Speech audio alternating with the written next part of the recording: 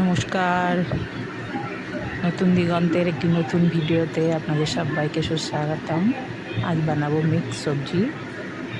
ওই জন্য আমি কুমড়ো নিয়েছি, আলু, ছোলা আর বরবটিটাকে ভেজে নিয়েছি, বেগুনটাকেও ভেজে নিয়েছি। আমি কড়াতে তেল গরম করে 5 ফোড়ন, তেজপাতা, শুকনো লঙ্কা দিয়ে ছোলা, আলু আর কুমড়োগুলো ছেড়ে দেবো।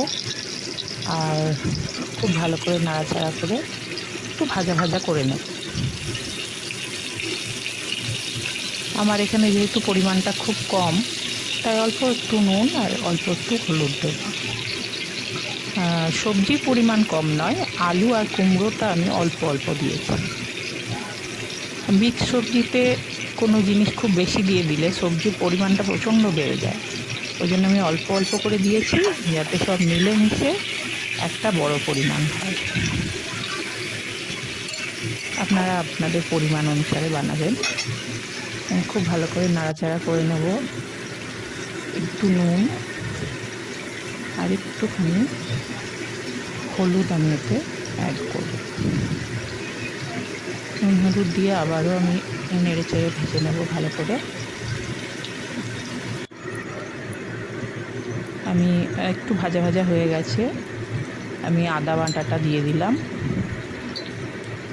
আদা বাটাটা দেওয়ার পর আমি যেহেতু নিরামিষ সবজি, ওই জন্য মশলাটার যাতে একটু টেস্টটা বেশি আসে, ওই জন্য আমি একটু জলে ভিজিয়ে রেখেছিলাম 2 চামচ জিরে, 1 চামচ ধনে। এই পাউডারকে আমি জলে 2-4 চামচ জলে ভিজিয়ে রেখেছিলাম, ওইটা আমি তরকারির মধ্যে দিয়ে দিলাম। নিরামিষ রান্নার ক্ষেত্রে আমাদের সব সময় একটা ব্যাপার থাকে যে খুব টেস্ট কী করে আনা যায়, খুব টেস্টি জিনিসটা যেন হয়, যাতে খেতে পারে। আমি বরবটিটাও দিয়ে দেবো। বরবটিটা নুন দিয়ে ভাজা আছে হালকা করে। কষাবার সময় দিলে বরবটিটার মধ্যেও ঝাল মশলা ঢুকবে ওর ভেতরে, ওই জন্য আমি বরবটিটা দিয়ে নাড়াচাড়া করে নিলাম।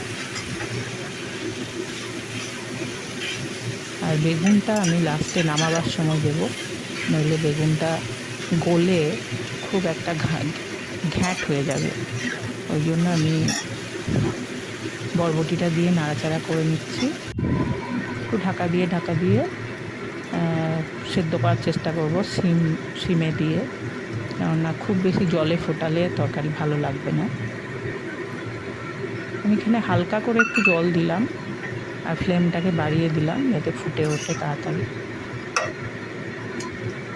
তাড়াতাড়ি ফুটে ওঠার পরে আমি একটু ঢেকে ওটাকে সেদ্ধ করে নেব। আলু কুমড়োগুলো তো কাঁচা ছিল, ওই জন্য ওটা সেদ্ধ হতে একটু সময় লাগবে। বরবটি আর বেগুনটা ভাজা আছে, ওই জন্য অতটা সময় ওতে লাগবে না। অলমোস্ট রেডি আমার তরকারিটা। আমি কিছু কিছু বেগুনকে একটু উল্টো করে দেবো, যাতে যে ঝোলটা ওর মধ্যে অ্যাবজর্ব হয় আর বেগুনটা খুব টেস্টি হয়। রেসিপিটা কেমন লাগলো অবশ্যই জানাবেন, আর রেসিপিটা ভালো লাগলে অবশ্যই চ্যানেলটিকে সাবস্ক্রাইব করবেন।